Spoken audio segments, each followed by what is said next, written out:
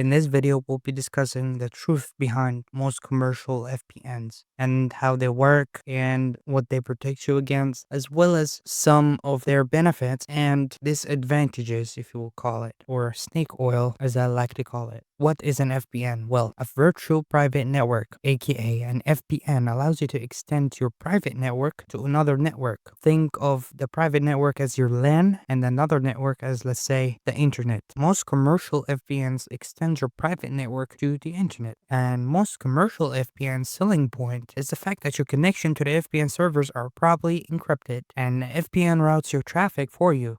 The benefits of using an VPN: well, your internet service provider cannot see which websites you visit, as well as any sketchy user on your home network, aka LAN, cannot observe your traffic neither. And even unencrypted HTTP traffic is simply protected by the VPN. It will be encrypted between you and the VPN provider, but it won't be encrypted between the VPN provider and the actual website. So it's something to keep in mind. And in theory, VPN can hide your IP addresses from sites, but in practice, it doesn't. The truth of using an VPN: well, the VPN provider sees and likely logs all your traffic, everything you do on it, as well as your payment info, your behavior. When you connect, everything about you and your activities is logged forever. So VPNs, despite common belief, they do not make you anonymous. The best they could do is give you some privacy, because your ISP or any sketchy user on your network won't be able to tell what sites you use, but the VPN provider does know who you are and what site visit, and they probably log it. So it might give you some privacy, but it won't give you anonymity. Also, when you use an VPN and connect to it, it bypasses the NAT or your router's firewall, basically exposing your device entirely to the VPN provider.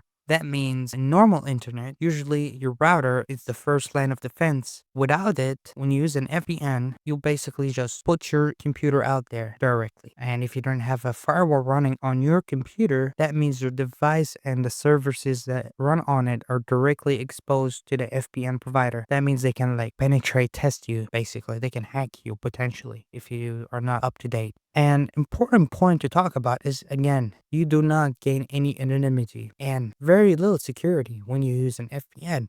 Remember, it's just basically snake oil. VPN providers are required by most laws to keep logs of your activities and info. They're simply required by the court to do so. Any VPN provider that tells you otherwise is simply lying. And remember, when you use an VPN, you shift your trust from your local internet service provider to the VPN provider. And the ISP may actually not be monitoring you at all, while the VPN provider is much more likely to be monitoring you. And therefore, you add more risks. Free VPNs are a whole different piece. All this time I was talking about commercial paid VPNs. I didn't even talk about free VPNs, which may not just log your activities, but they actually actively sell the data to third parties. Remember, if it's free, you are the product. Simple as it. So what's the solution? What's the alternative? What do we use instead of an VPN? Well, it's simple. You don't use anything. You simply use your web browser. It's safe enough. And if you actually want to be anonymous, you choose Tor. So you use normal browser in your normal life, and if you want some privacy, you use Tor. Simple as that. An VPN is completely unnecessary and may actually make you more fingerprintable and add more risk to you and your security module.